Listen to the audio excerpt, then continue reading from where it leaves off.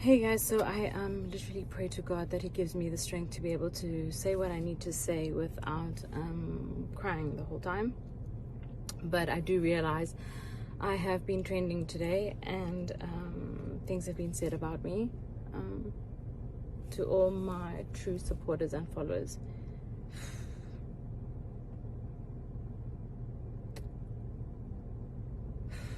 I honestly feel like you guys know the core and the essence of what I am, so I would be doing myself a disservice by not saying something. I think probably what I did wrong in the past is brush all of this under the carpet and not say anything, just because I don't like drama. I'm a peaceful person. I prefer to focus on my own things, but I'm different. I've grown, and I think I'm a really strong woman, and I believe other women should never ever let another man step on the name you've built, so you've worked so hard to build. So I'd like to address things that were said about me by Moleko Marahanye, Jub Jub on Mac G's show, as well as Mac G. Okay, so there's three things that I mainly want to address. The first was saying that he smashed me.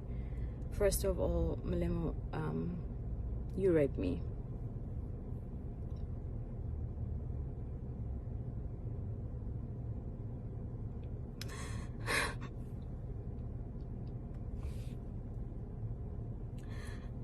I was raped for 2 years solidly. So please don't make it sound like it was a relationship. I was absolutely afraid to leave. Afraid of the power that your mother had in being around you at the time.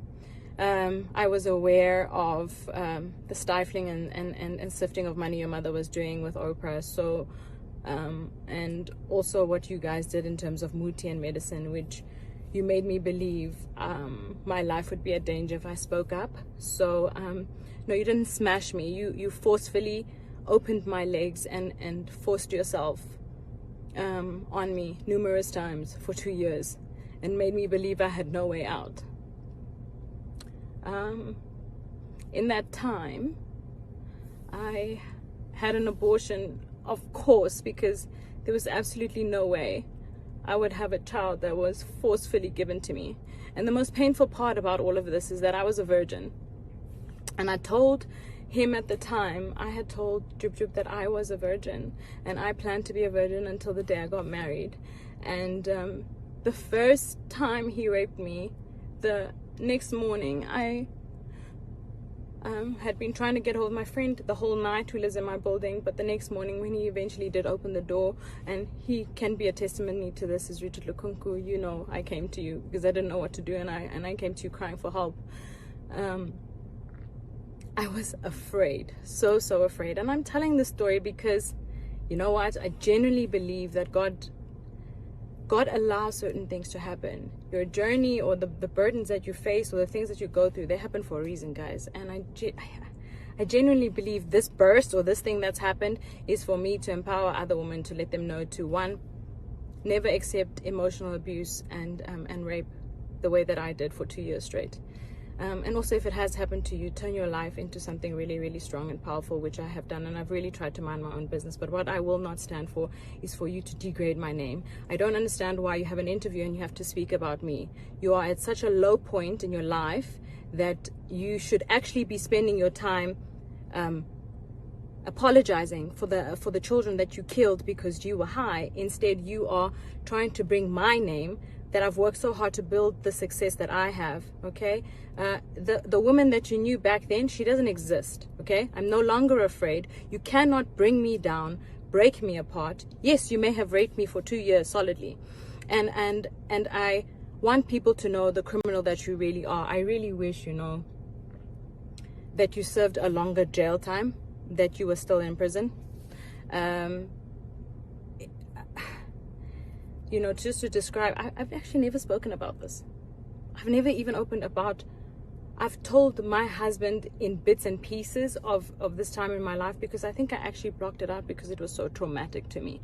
But he would do things like wait for there to be people to rape me, because it got boring just to rape me plain and at home. I remember the one time I had my siblings visiting, from school, and he would do it while they were around in the same room so that I wouldn't scream, you know. I want people to know the kind of person that I dealt with. God, this is so not on brand. You know, so I will not allow my name to be dragged in the dirt, and to have some man speak about me like, you're so smooth, you managed to smash me. You didn't smash me, you raped me. You raped me, and I was still a good enough person, and I never ever spoke about it. I focused on my own and carried on with my own life. But what I will not do is let you destroy my name. I wrote a few notes so that I don't forget everything. And the other thing that you said is, I left you because I saw a picture with Kelly. I just want people to know that I left because he tried to kill me. He suffocated me. He literally suffocated me. And I remember that day so vividly. It was like, I prayed to God for the strength to kick him off, which I did. He had locked all the doors. He would lock me in the house sometimes, take my car, monitor my movements. I was in varsity at the time. I would not always be allowed to have my own car. I would not be allowed certain friends.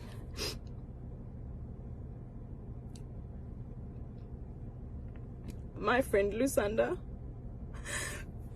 who was the only friend who was allowed in my life at the time. Lou, you know what happened to me. You've seen it happen over all those years. So, it's not true. I didn't leave because I saw a picture. I left because he tried to kill me. And I was always afraid to leave because of the threats that were made. But at that moment where he tried to kill me, I knew that the very thing I was afraid of, which was dying, I knew was meant to happen that day. So I actually got away. And when I got away, I went to the police station to try and open a case of abuse and rape and attempted murder. And the police officer said to me to go home and think about my decision, because she is so sick and tired of women coming to report their boyfriends and husbands only having to take them back after all the abuse.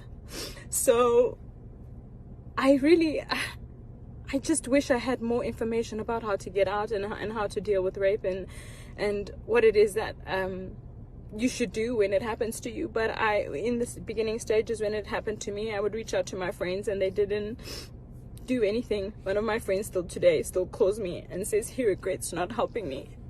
I mean, the first time it happened, he literally gave me a Christian book to read and we prayed. But that's what I did. So trying to find my strength. Anyway, so that was the real reason I left. I left because my life was in danger, and I tried to open a court case. I tried to open a case against him, and our police system failed me. The lady sent me home because she says that women always go back to gender-based violence. I don't speak about these things publicly, but if you know me and you follow me, you will know that with my skincare business, during Women's Month, we donated money to Future Females to help build homes for gender-based violence for women.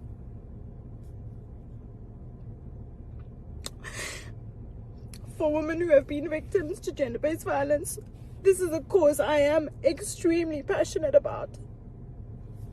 And it's enough. My name will not be destroyed by a man ever again. The other thing that I would like to address, sorry my phone cut, is saying that I specifically came to visit Moleko in prison on some personal visit. Alright, so DJ Spoo, actually I do a lot of charity work. DJ Spoo called me and said, would I be keen to do some charity work? There are some prisoners in the cells who have decided to change their lives around, who have been studying, and they're having a graduation. So I actually went there for a charity event. I had no idea that Moleko was one of the criminals locked up in that very prison. I had no idea he would be there. I had no idea there would be media there. I went there for a charity event, and in fear, I panicked. He asked for a photo. I took the photo and did my best to smile. But I did not go there to visit him. So, speaking in public, telling people that I came there to come and have a personal visit is not true. The other thing I want to say is, one of his close friends had reached out to me because there was a funeral, and he said to me, Amanda, hey, we haven't heard from you in a long time. You know, what happened to you? And I said, well, you know, to be blatantly honest, your friend has been raping me. I endured rape for 2 years, so I don't ever want to see him again. And he said, why didn't you say something? Because we've had so many out-of-court settlements for him doing similar things to different women. So, Mac G, Moleko, Marahanyo, Jub Jub, both of you, for the fact that you, especially Mac G, you find gratification of not verifying facts for your own personal gain and financial standing, when you could potentially be destroying people emotionally, not knowing what they have been through. I urge any woman who have been abused, raped by both Mac G or Moleko to come forward. And Kelly Kumala, I just want to say, I believe you. And I think you're an incredible mom. I don't need to know the details because I endured the trauma myself. And I know you probably fought to be alive too. So,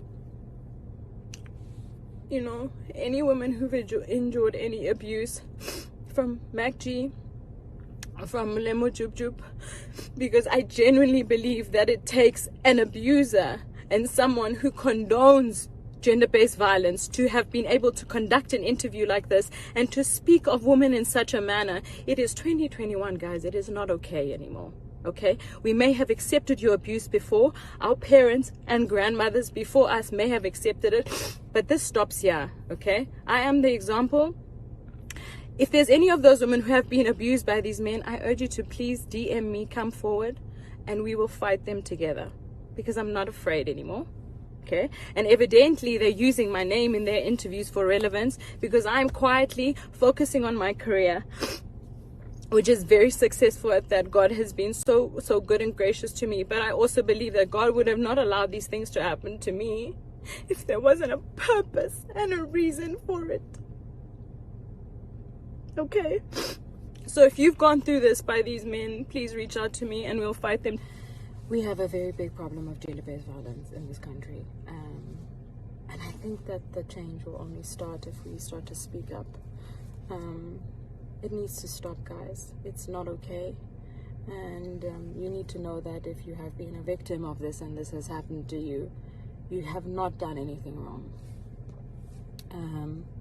And it is absolutely okay to stand up for yourself. And it doesn't matter what anybody thinks. And don't worry, my biggest thing was, would people believe me? And that was my biggest thing. And the second thing was, would it affect my work? You know, as a female, I genuinely believe we're always fighting double time against the opportunities that men have. So I didn't want to create any problems for myself.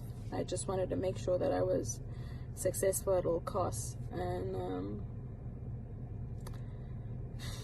although that's what I may have wanted, I realized that putting this, I literally stored this under a rug and I hoped that I would forget about it, but I never dealt with it.